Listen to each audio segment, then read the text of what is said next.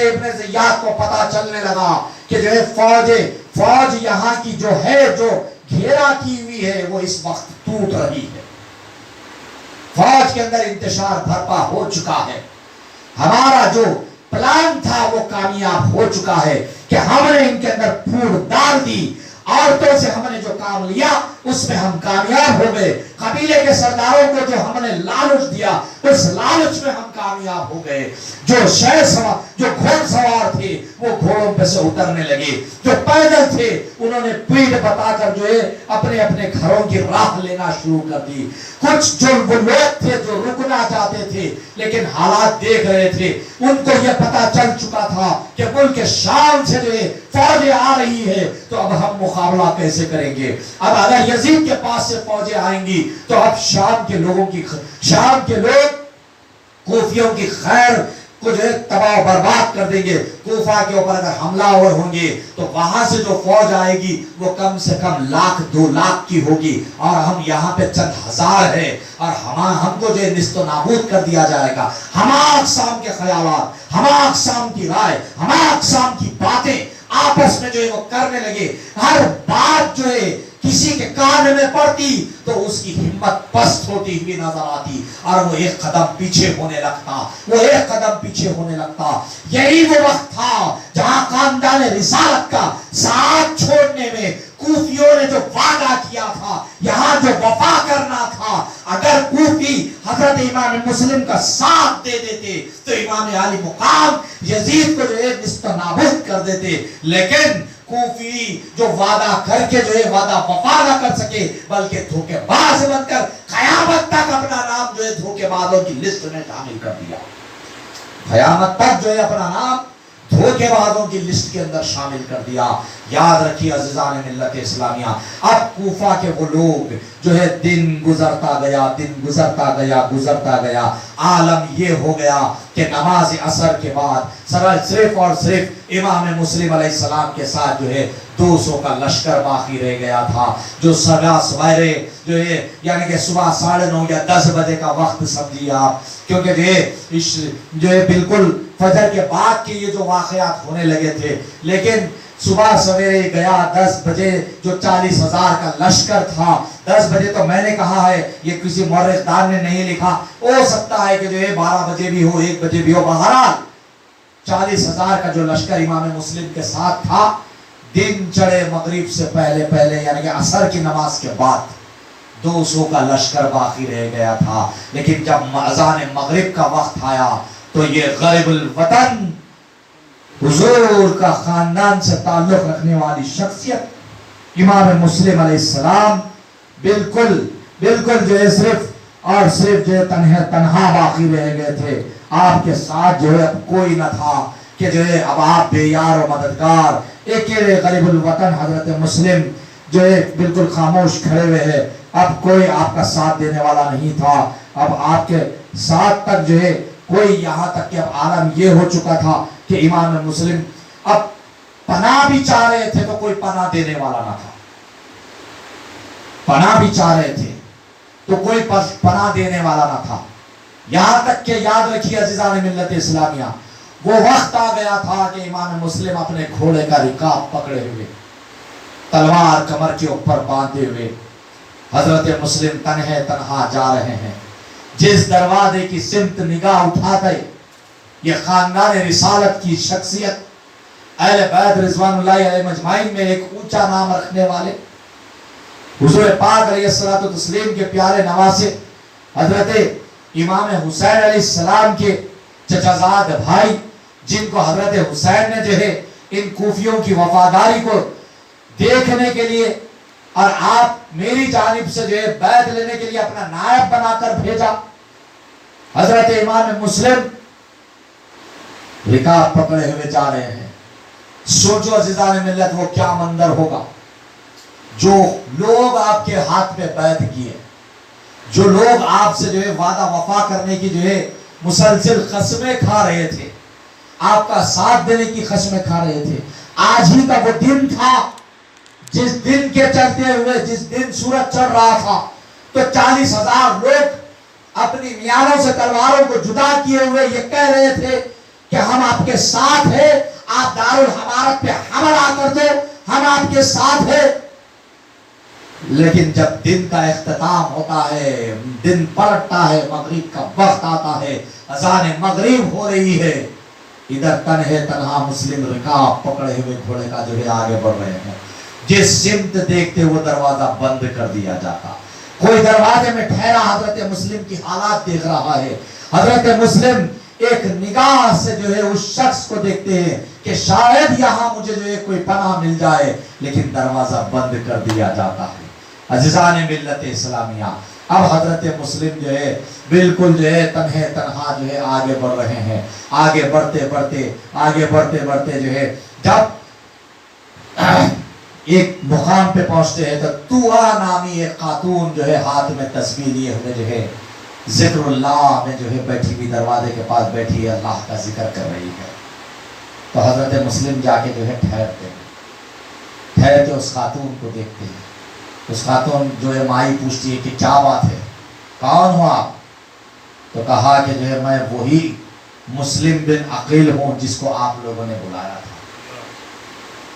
تو وہ حیران ہو جاتی ہے، وہ خاتون کہتی ہے کہ کیا بات ہے، آپ یوں کیسے ہو گئے؟ تو آپ ہی کے لوگوں نے خطوط دیے، آپ ہی کے لوگوں نے جو ہے وعدہ وفا کیا، وعدہ کر کے جو ہے وفا نہ کی، آپ ہی کے لوگوں نے جو ہے یہ کہا تھا کہ آپ تشریف لائے، بیعت بھی کی گئی، لیکن آج مجھے بے یار و مددگار کر دیا گیا، آپ مجھے تھوڑا سا پانی پلا دیں۔ وہ خاتون جا کے جو ہے پانی لے آتی ہے، حضرت مسلم پانی پیتے ہیں اور پیاس لگتی ہے، پھر جو ہے تھوڑا سا پانی منگایا گیا، پھر پانی پیتے ہیں۔ حضرت مسلم جو ہے اسی خاتون کے جو ہے سیڑھیوں کے پاس بیٹھ جاتے ہیں۔ خاتون کہتی ہے کہ آل مصطفیٰ سے مجھے محبت ہے، آپ یہاں نہ بیٹھے، آپ اندر چلے۔ آپ جو ہے خاتون کو لے جا کر جو ہے اندر اپنے گھر میں جو ہے پناہ دیتی ہے، گھر کے اندرونی حصے میں جو ہے حجرے کے اندر جو ہے پناہ دے دیتی ہے۔ حضرت مسلم جو ہے اندر پناہ جو ہے اندر کمرے میں جو ہے تشریف فرما ہے۔ اب یہ خاتون پریشان ہے، دن گزرتا ہے تو کچھ دیر ہو جاتی ہے، عشاء کے بعد جو ہے اس خاتون کا بیٹا آتا ہے، ماں سے کہتا ہے کہ مجھے کھانے کے لیے کچھ دے دو، کھانا کھا لیتا ہے۔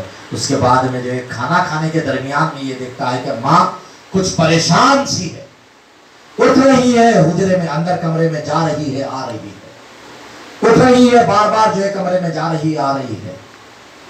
تو جو ہے ماں جو ہے صرف جو ہے بیٹا پوچھتا ہے کہ کیا بات ہے، یہ بار بار تو کمرے میں کیا جا رہی ہے آ رہی ہے، آج سے پہلے کبھی میں نے تجھے نہ دیکھا کہ اس کمرے میں جو ہے کون سی ایسی چیز ہے، کیا ایسی بات ہے کہ تو بار بار اندر جا آ رہی ہے؟ تو ماں کہتی ہے کہ کچھ نہیں ہے۔ تو بیٹا بار بار اصرار کر کے پوچھتا ہے کہ بتا تو صحیح۔ تو ماں اس سے وعدہ لیتی ہے، لیکن یاد رکھو عزیزان ملت اسلامیہ، یہ کوفہ کے لوگ جب خاندان رسالت سے وعدہ کر کے توڑنے کے ماہر تھے، تو ایک ماں سے وعدہ کر کے بیٹے کو توڑنے میں کتنی دیری تھی، کیونکہ کوفیوں کے خون ہی میں تھا کہ کوفہ کے یہ لوگ حضرت امام علی کو بھی دھوکہ دیے، حضرت امام حسن مجتبیٰ کو بھی دھوکہ دیے، حضرت امام حسین کو بھی دھوکہ دیے، حضرت امام مسلم کو بھی دھوکہ دیے۔ تو یہ جو ہے ماں کا بیٹا، یہ ماں کا لال جو تھا، وہ اپنی ماں کو دھوکہ دینے میں اگر دھوکہ دیتا ہے تو اس کے اندر کوئی بات ایسی نہیں تھی کہ جو ہے ہم پریشان ہو کے سنیں۔ دھوکہ تو ان کے خون کے اندر تھا، انہوں نے سوچ رکھا تھا کہ ہم دھوکہ دیں گے، تو دھوکہ ان کے خون کے اندر رچا بسا ہوا تھا۔ عزیزان ملت اسلامیہ، ماں وعدہ لیتی ہے کہ تو مجھ سے وعدہ کر کے تو جو ہے کسی کے سامنے ذکر نہ کرے گا، کسی کے سامنے تو ذکر نہ کرے گا۔ ماں جب بیٹا جب وعدہ کرتا ہے تو ماں کہتی ہے کہ سن، آل محمد صلی اللہ علیہ وسلم، محمد بن مسلم بن عقیل میرے گھر میں ہے، خاندان رسالت سے تعلق رکھنے والی شخصیت مسلم بن عقیل رضی اللہ تعالیٰ جو ہے میرے پاس گھر میں تشریف فرما ہے، میں انہی کے پاس جو ہے ان کی خدمت میں جا رہی ہوں۔ بیٹا یہ کہتا ہے کہ دن تمام جس کو جو ہے تلاش لوگ کر رہے تھے اور وہ شخص میرے گھر میں ہے،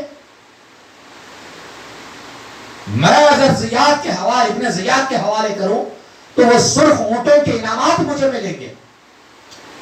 ماں سے کچھ نہیں کہتا، اپنے دل میں ارادہ کر لیتا ہے، ماں سے کہتا ہے کہ جو ہے آپ فکر نہ کریں، آپ سو جائے، اور باہر سے دروازے کی کنڈی بند کر دیتا کہ حضرت مسلم کہیں صبح سویرے جو ہے اٹھ کر یہاں سے کہیں روانہ نہ ہو جائے، فوری دروازے کو جو ہے اندر سے بند کر دیتا ہے، کنڈی لگا دیتا ہے باہر سے۔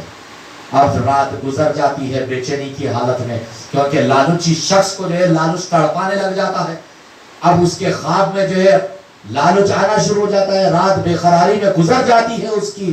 اس کے بعد صبح سویرے فوری دارالامارت پہنچتا ہے، پہنچ کے جو ہے یہ کہتا ہے کہ جو ہے مسلم بن عقیل میرے مکان میں ہے۔ فوری جو ہے ابن زیاد اپنے فوجیوں کو جو ہے روانہ کر دیتا ہے کہ جاؤ حضرت مسلم کو گرفتار کر لے کے آؤ۔ وہاں جو ہے پہنچتے ہیں، وہاں پہنچنے کے بعد جو ہے حضرت مسلم سے جو ہے مزاحمت ہوتی ہے، حضرت مسلم دشمنوں کو جو ہے پچھاڑتے جاتے ہیں، لیکن دشمن یہ سوچ لیتے ہیں کہ اب اندر گھر میں داخل ہو کے ہم حملہ نہیں کر سکتے، ہم فوری جو ہے اب چال چلنا پڑے گا۔ تو ایک بدبخت آگے بڑھ کر کہتا ہے کہ مسلم، ہم آپ سے یہاں پہ کوئی مقابلے کے لیے نہیں آئے ہیں، ہم آپ کو پناہ دیتے ہیں، امان دیتے ہیں، آپ ہمارے ساتھ چلیں، دارالامارت چلیں گے، ابن زیاد سے آپ گفتگو کر لیں، جو بھی آپ کے جو ہے معاملات ہیں آپ بات کر لیں، اب آپ بالکل جو ہے ہمارے ساتھ چلیے۔ تو حضرت مسلم وہ خاندان رسالت کی ذات تھی، بھروسہ کرنا ان کے خون میں تھا، بھروسہ توڑنا ان کی خون میں تھا، تو بھروسہ کرنا ان کے خون میں تھا۔ حضرت مسلم علیہ السلام جو ہے اپنی تلوار کا سر نیچے کر دیتے ہیں، جیسے ہی دروازے کے باہر آتے ہیں بدبختوں نے چاروں طرف سے آپ کے اوپر حملہ کر دیا، بدبختوں نے جو ہے چاروں طرف سے حملہ کر دیا، ایک ساتھ حملہ ہوا۔ اور یاد رکھو عزیزان ملت، یہ واقعہ کربلا جو ہوا ہے، جتنے لوگوں نے بھی اس میں ظلم کیا ہے، اسی لیے میں بار بار یہ کہہ رہا ہوں کہ مسلمان قوم آج تباہی میں ہے تو اس کے ذمہ دار ہمارے حرکات، ہمارے سکنات ہیں، ہمارے قول، ہمارے فعل ہے۔ یہ جتنے بھی خاندان رسالت کے اوپر حملہ آور ہوئے، یہ تمام کے تمام توحید کے ماننے والے تھے، یہ تمام کے تمام جو ہے رسالت کے ماننے والے تھے۔ اس میں کوئی بھی اگر ہندوستان میں بس کے یہ کہوں، ہندوستان میں رہتا ہوں، اس ملک کا باشندہ ہوں، اس ملک کا وفادار ہوں، تو یہ کہوں گا کہ اس میں کوئی بھی فرد نہ بی جے پی سے تعلق والا تھا، نہ اس میں کوئی بھی آر ایس ایس سے تعلق والا تھا، نہ اس میں کوئی بھی بجرنگ دل سے تعلق والا تھا، جتنے تھے تمام کے تمام بدبخت مسلمان تھے جنہوں نے یہ ظلم کیا خاندان رسالت کے اوپر۔ آج ہم پہ ظلم ہوتا ہے تو ہم کہتے ہیں کہ جو ہے بھائی ہم پہ غیر قوم والے ظلم کر رہے ہیں۔ میرے بھائی، ظلم اس وقت کا یاد کرو، غیر قوم آج تم پہ ظلم کر رہی ہے، اگر تم کہہ رہے ہو، میں یہ نہیں کہتا کہ آپ کو تکلیف نہیں پہنچ رہی ہوں گی، برابر تکلیف آپ کو پہنچ رہی ہوں گی، لیکن اس تکلیف کو بھی یاد کرو جو تکلیف کی ابتدا ہم خود نے کی ہے، ہم خود نے ابتدا کی ہے اس تکلیف کی۔ وجہ کیا ہے میرے بھائی؟ ہم خود اپنوں کے نہیں ہوئے، یہ ہم اپنوں کے ہی نہیں ہوئے۔ جس رسالت کے خاندان سے دین ملا، جس رسالت کے خاندان سے ایمان ملا، جس رسالت کے خاندان سے توحید کو پہچانے، جس رسالت کے خاندان سے رسالت کو پہچانے، جس رسالت کے خاندان سے ولایت کو پہچانے، جس رسالت کے خاندان سے اپنے آپ کو مسلمان بولے، اور آج اسی خاندان کے اوپر ظلم کر دیے، اسی خاندان سے جفاکاری نہ کی، وفاکاری نہ کی، اس خاندان سے وفا شیار نہ بن سکے، اس خاندان کے اوپر ظلم ڈھانے والے بن گئے، اور پھر یہ کہتے ہو کہ ہم پہ ظلم ہو رہا ہے۔ جی ہم پہ ظلم کی بات ہے، جب ہم پہ ظلم ہوا تو تکلیف یاد آ گئی، تکلیف یاد آ گئی، ہم پہ ظلم ہوا تو۔ عزیزان ملت اسلامیہ، ہم کو تکلیف دی گئی تو برابر ہم کو یاد رہے گا، لیکن رسالت کے خاندان پہ جو تکلیف ہوئی، اللہ کے پیارے رسول صلی اللہ تعالیٰ علیہ وسلم جن کے اوپر طائف میں پتھر برسائے گئے، طائف کے لوگوں نے جو ہے جن کے اوپر پتھر برسائے، اس پتھر کی بارش جو آپ کے جسم مقدس کو لہو لہان کر دی، آپ کا خون نکل کے نالے مقدس میں آیا تو نالے مقدس پائے مقدس سے چمٹ گئے۔ جی میرے آقا تکلیف کے مارے جو ہے پہاڑ کے آڑ میں ٹھہر جاتے ہیں. مالک الجبال پہاڑوں کا فرشتہ آ کے کہتا ہے کہ اگر حکم ہو تو ان دو پہاڑوں کو جو اس طائف کے قبیلے کے اوپر پلٹ دو. وہ مصطفیٰ جان رحمت اگر چاہتے تو حکم دے دیتے کہ پلٹ دو, ان کو نست نابود کر دو, لیکن نہیں, میرے آقا نے کہا کہ نہیں, ہم تم کو یہ اجازت نہیں دے سکتے کہ تم ان کے اوپر پہاڑوں کو پلٹ دو. مجھے یہ بات کا اندازہ ہے کہ ایک نہ ایک دن ان میں سے کوئی نہ کوئی اسلام لائے گا اور اللہ اس کی برکت سے تمام لوگوں کو جو ہے ایمان سے جو ہے مشرف کر دے گا. اور تاریخ اس بات کی گواہی دیتی ہے کہ قبیلہ طائف کے لوگ کو مشرف با اسلام ہوئے. یہ وہی نانا کے دین کے ماننے والے تھے جی, یہ وہی لوگ تھے جنہوں نے ظلم ڈھایا. پھر آپ کیا کہتے ہو میرے بھائی؟ آج اپنی تکلیف ہوئی تو یاد رسالت کی تکلیف کو بھول گئے. غم نہیں منانا جی, ہم غم نہیں مناتے زندہ جاویدہ کا. یاد رکھو سینکڑوں سال گزر گئے, صدیاں گزر گئی, جو آنسو اس وقت تک شروع ہوئے تھے قیامت تک باقی رہیں گے انشاءاللہ, قیامت تک باقی رہیں گے. ایک سمندر جو ہے آنسوؤں کا بن جائے گا. یاد حسین میں نام ان کا مٹ گیا جنہوں نے حسین کو مٹانا چاہا تھا. نام ان کا مٹ گیا جنہوں نے حسین کی یاد کو مٹانا چاہا تھا. یاد حسین ہمیشہ باقی ہے اور قیامت تک باقی رہے گی. یاد رکھو, اپنے آپ کے لیے جنت چاہتے ہو, اپنے آپ کے لیے جنت پسند کرتے ہو, جنت میں جانے کے لیے یہی نوجوانان جنت کے سرداروں کے ساتھ جانا پڑے گا. اللہ کے پیارے رسول صلی اللہ علیہ وسلم نے فرمایا حسن حسین نوجوانان جنت کے سردار ہے, اور اللہ جنت میں کسی بوڑھے کو نہیں جانے دے گا. یہ بھی روایت ہے, جنت میں جتنے جائیں گے جوان جائیں گے, بوڑھے پورے پریشان. ایک خاتون بڑھیا تھی, اللہ کے رسول صلی اللہ علیہ وسلم نے جو ہے ارشاد فرمایا کہ کوئی بوڑھا جنت میں نہ جائے گا. وہ خاتون پریشان ہو گئی, اللہ کے رسول اب میرا کیا, میں تو بوڑھی ہو گئی, میرا کیا؟ اللہ کے رسول نے پڑھا کے فرمایا کہ کوئی جنت میں نہیں جائے گا. پھر خاتون پریشان ہوئی, اللہ کے رسول میرا کیا ہوگا؟ تو اللہ کے رسول صلی اللہ علیہ وسلم نے فرمایا کہ اللہ ہر بوڑھے کو جوا کرے گا, اس کے بعد جنت میں جائے گا. ہر بوڑھے کو جوا کرے گا. اور وہاں یاد رکھو کسی کو بڑھاپا نہیں ہے, کسی کے اوپر بڑھاپا آنے والا نہیں ہے. اور وہ تمام نوجوانوں کے سردار کون ہوں گے؟ یہی حسنین کریمین ہوں گے, جن کی یاد بنا کے, جن کی تکلیف کا اگر تم احساس کرتے ہو تو دنیا تم کو روکتی ہوئی نظر آتی ہے. یاد رکھو مسلمان, حضرات حسنین کی محبت کے بغیر کچھ نہیں ہو سکتا.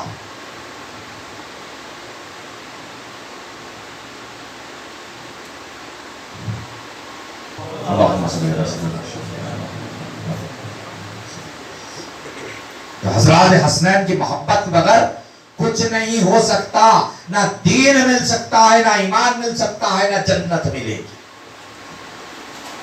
جنت میں جانے کا سرٹیفکیٹ جو ملے گا انہی نوجوانوں کے تحت ملے گا. اللہ کے رسول صلی اللہ علیہ وسلم نے فرما دیا جن نوجوانان جنت کے سردار ہے تو وہ حسنین کریمین ہے. بھولو مت, حسنین کی محبت کے بغیر کچھ نہیں ہوگا. یاد رکھو عزیزان ملت اسلامیہ, یہاں اب حضرت مسلم کے اوپر حملے کر دیے گئے. حضرت مسلم علیہ السلام کو جو ہے گرفتار کر لیا گیا. اب دارالامارت میں داخل ہوئے. آپ بالکل جو ہے کمزور ہو چکے تھے. حضرت مسلم جو ہے دیوار کی آڑ میں ٹھہر جاتے ہیں. اب وہاں جو لوگ ہیں اس میں جو ہے حضرت جو ہے انس بن مالک رضی اللہ تعالیٰ عنہ بھی تھے, جو یہ تارا جو ہے معاملہ دیکھ رہے تھے. اور حضرت انس جو ہے ابن زیاد جو مسلسل تکلیفیں دے رہا تھا, یہ تمام چیزوں کو حضرت انس بن مالک بھی دیکھ رہے تھے. اب ابن زیاد جو ہے بار بار جو ہے حضرت مسلم سے کہتا کہ جو ہے تم فوری بیعت کر لو. حضرت مسلم انکار کر دیتے ہیں. اب حضرت مسلم علیہ السلام فرماتے ہیں کہ میں یہ چاہتا ہوں کہ جو ہے میں اپنے لوگوں کو جو ہے کچھ وصیت کر دوں. تو ایک شخص کو جو ہے اجازت دی جاتی ہے. وہ شخص حضرت مسلم کے پاس آتا ہے. حضرت مسلم فرماتے ہیں کہ جو ہے میرے یہاں پہ 700 دینار قرض ہے. میرا گھوڑا ہے, اس کا زین ہے, میری تلوار ہے. یہ بیچ دینا اور میرا قرضہ ادا کر دینا. یہ دین تھا, یہ ایمان والے تھے. معلوم ہے حضرت مسلم کو کہ اب وہ وقت دور نہیں ہے کہ میرے سر کو تن سے جدا کر دیا جائے گا. اب وہ وقت دور نہیں ہے کہ مجھ پہ ظلم کھائے جائیں گے. اب وہ وقت دور نہیں ہے کہ مجھے شہید کر دیا جائے گا. لیکن تب بھی ایمانی حرارت, ایمانی چاہنی, ایمان جو ہے شریعت کے مسائل تب بھی یاد تھے. شریعت یہ حکم دیتی ہے کہ اگر کوئی شخص قرضدار ہو تو اس شخص کی اس وقت تک جنت نہیں مل سکتی جس وقت تک کہ اس کا قرضہ نہ ادا کر دیا جائے. کوئی شخص اگر قرضدار چلا جاتا ہے تو اس کے قرضے کو ادا کرنے کے لیے کسی اور کو ذمہ داری لینا پڑے گا.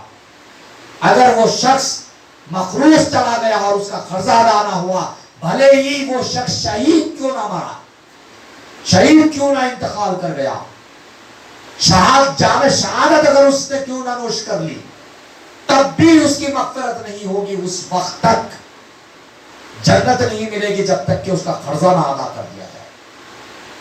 عزیزان ملت اسلامیہ, حضرت مسلم یہ چاہتے ہیں کہ میرا گھوڑا بیچ دیا جائے. اور دوسری میری وصیت یہ ہے کہ میرے بھائی حضرت حسین کو خط لکھ کر روک دیا جائے. یاد رکھیے عزیزان ملت, حضرت مسلم کی میں جو بات کر رہا ہوں آپ سے تسلسل کے ساتھ, بار بار یہ چیز حضرت مسلم کے پیش نظر تھی کہ اپنے بھائی حضرت حسین کو جو ہے میں نے خط لکھ کر یہ کہہ دیا ہے کہ یہاں کی راہ امبار ہے, آپ مکے سے کوچ کرے, کوفہ کا ارادہ کر لے. اور مجھے یہ یقین ہے کہ حضرت مسلم وہاں سے روانہ ہو چکے ہوں گے, حضرت حسین وہاں سے روانہ ہو چکے ہوں گے. خالد کو روانہ کرو, میرے بھائی کو اطلاع دو کہ آپ کے بھائی مسلم پہ اس وقت کیا گزر رہی ہے. میرے بھائی کے اوپر ہونے والے ظلم کو میں برداشت نہ کر پاؤں گا. بھلے ہی میں باقی نہ رہوں, میری روح تڑپے گی کہ میں نے اپنے بھائی کو خط لکھ کر کہہ دیا تھا کہ کوفی وفاداری کر رہے ہیں, آپ تشریف لائے. بھائی مکے سے روانہ ہو چکے ہیں, اس بات کا مجھے کبھی اندازہ ہے. ابن زیاد کہتا ہے کہ جو ہے ہماری مرضی کہ ہم تیری اس بات کے اوپر جو ہے عمل کریں یا نہ کریں, یہ ہماری مرضی ہے. ہم جو چاہیں گے وہ کریں گے, ہم جو چاہیں گے وہ کریں گے. ایک اعلان ہوتا ہے کہ ہے کوئی آئے جو اس مسلم کو قتل کرے, تو ایک بدبخت اٹھتا ہے کہ مجھے اجازت دی جائے. کس طریقے سے قتل کرنا, دارالعمارت کے چھت پہ لے جایا جائے, وہاں سے جو ہے آپ کو نیچے پھینکا جائے. یعنی کہ قتل بھی اگر یہ لوگ کیے ہیں تو بغض اہل بیت ان کے دل میں اتنا تھا کہ قتل بھی انہوں نے آسانی سے نہ کیا, بلکہ اعضائے جسم کو بھی تکلیف دی گئی. ان کے اوپر ظلم کے پہاڑ توڑے گئے. قتل کر کے آسانی سے ان کو جو ہے شہید نہیں کیا گیا, بلکہ ان کو دارالعمارت سے نیچے پھینک کر جسم کے اعضاء کو توڑا گیا. میں نے تبھی کہا میرے بھائی کہ یہ نام لیوا مسلمان ہے, یہ نام لیوا مسلمان ہے جن کا جو ہے ارادہ یہ تھا, کہ جو ہے یہاں پہ حضرت مسلم علیہ السلام کو جو ہے شہید کرے, لیکن بآسانی نہ کی جائے, بآسانی نہ کیا جائے, تکلیفیں دی جائے, تکلیفوں کو جو ہے تکلیفوں کو بڑھایا جائے. بدبخت حضرت مسلم علیہ السلام کو چھت پہ لے جاتا ہے, وہاں سے نیچے جو ہے پٹک دیتا ہے. حضرت مسلم نیچے گر جاتے ہیں, آپ کی جسم کی ہڈیاں ٹوٹ جاتی ہیں. نیچے پھر آتا ہے, آپ کے جسم مقدس کے اوپر سوار ہوتا ہے اور آپ کے حلق کے اوپر چھری چلا کر آپ کے سر مقدس کو تن سے جدا کرتا ہے، اور وہ سر ہاتھ میں لیا ہوا جو ہے دار العمارت پر چڑھ کر اوپر لگا دیتا ہے، لوگوں کے اندر یہ اعلان کرتا ہے کہ جس نے بھی بغاوت کی یزید کے ساتھ، اس کا یہی انجام ہوگا، یہی انجام ہوگا، یہی انجام ہوگا۔ اور آپ کے جسم کے اوپر گھوڑے کو دوڑایا جاتا، تکلیفیں اتنی دی گئی کہ جو ہے وہ جسم جس سے روح نکل چکی ہے اس پہ پھر گھوڑے دوڑائے گئے، اور لوگوں میں اعلان کر دیا گیا کہ دیکھو ہم نے کیا کر دیا، ہم نے کیا کر دیا۔ اب یہاں ابن زیاد بدبخت کے دل کی آگ ٹھنڈک نہیں پائی تھی، اعلان کرتا ہے کہ مجھے اس بات کا علم ہے کہ مسلم اپنے ساتھ دو شہزادوں کو لے کر آئے ہیں، ننھے شہزادے محمد و ابراہیم کو لے کر آئے ہیں، اب ان کی تلاش کرو۔ وہ جو ہے حضرت قاضی شہر کے پاس جو ہے پناہ لیے ہوئے تھے، حضرت مسلم ان دونوں شہزادوں کو قاضی شہر کے پاس چھوڑے تھے جو محب اہل بیت تھے۔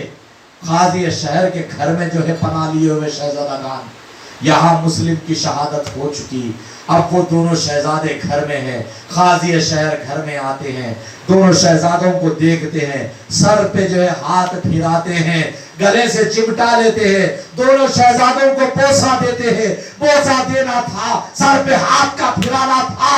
وہ شہزادے ایسے شہزادے تھے جو مسلم کے بیٹے تھے، دونوں کی زبان سے نکلتا ہے، کیا بات ہے حضرت، آپ ہمارے سر پہ سے ہاتھ ایسے پھرا رہے ہو جیسے کوئی یتیم کے سر پہ سے ہاتھ پھرا رہا ہے۔ کہیں ہم یتیم تو نہیں ہو گئے؟ ہمارے بابا مسلم کو شہید تو نہیں کر دیا گیا؟ ہمارے سر پہ سے ہاتھ کا پھرانا ہمیں یہ بتا رہا ہے کہ مسلم جام شہادت نوش کر چکے ہیں، مسلم جام شہادت نوش کر چکے ہیں، یہ ہاتھ کا پھرانا ہمیں بتا رہا ہے۔ قاضی شہر دونوں شہزادوں کو لپٹا لیتے ہیں، رونحال ہو جاتے ہیں، شہزادوں سے یہ کہتے ہیں کہ فکر نہ کرے، فکر نہ کرے، آپ فکر نہ کرے۔ دونوں شہزادوں کو چمٹا لپٹا لیا گیا، رات کا انتظار، اندھیرے کا انتظار۔ اہل بیت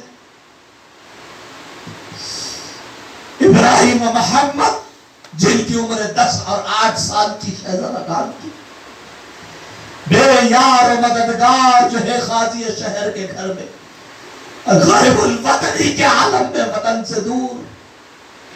پہلے تو مدینے سے مکے کو پہنچے، مکہ بھی پھر بھی اپنا تھا، وہاں صحابہ موجود تھے، یہاں تو دغا بازوں کے درمیان میں آ گئے تھے۔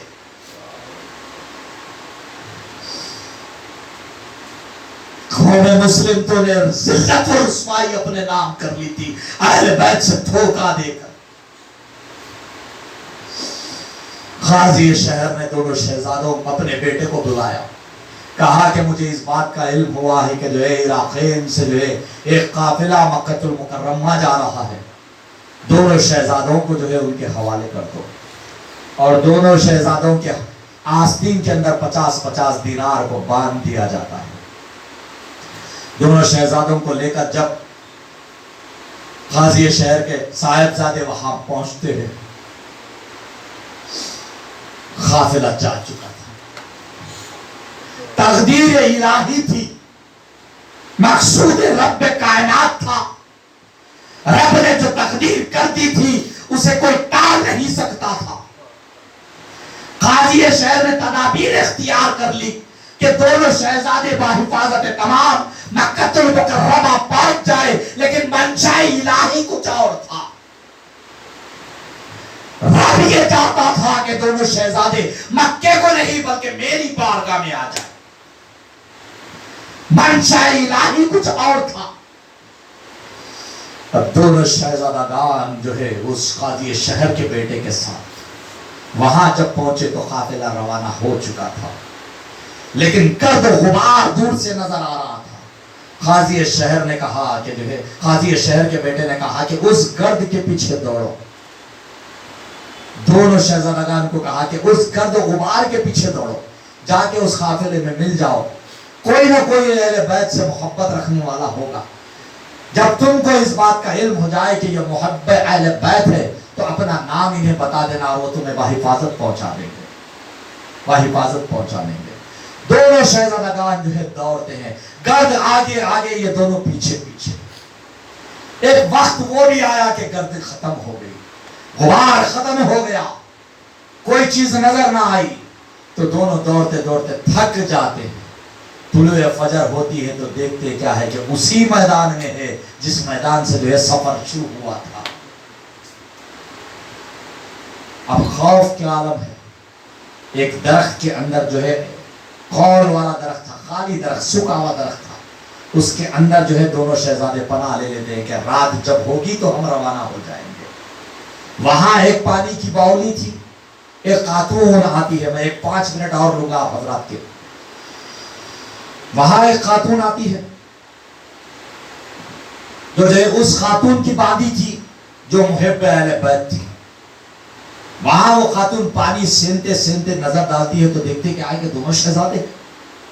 خاتون فوری قریب آ کے پوچھتی ہے کہ کون ہو؟ تو قسم خدا کی یہ وہ شہزادگان تھے، رسالت مآب صلی اللہ علیہ وسلم سے تعلق رکھنے والے تھے۔ معلوم ہے کہ اس وقت ہم مظلوم ہیں، ظلم ہم پہ ڈھائے جا رہے ہیں، ہمارے والد کو شہید کر دیا گیا، کچھ بھی کہہ سکتے تھے لیکن کہا کہ نہیں، ہم مسلم کے شہزادے ہیں۔ سچائی ان کی زبان پہ تھی۔ کل میں نے آپ کے سامنے عرض کیا کہ یہاں خانقاہ میں بیٹھ کے موبائل کان کو لگا کے کہتے ہیں کہ میں مدینے کی بلڈنگ کے لئے ہوں، میں مدینہ بلڈنگ کے میں ہوں، کان کو یہاں موبائل لگا کے بات کرتے ہیں۔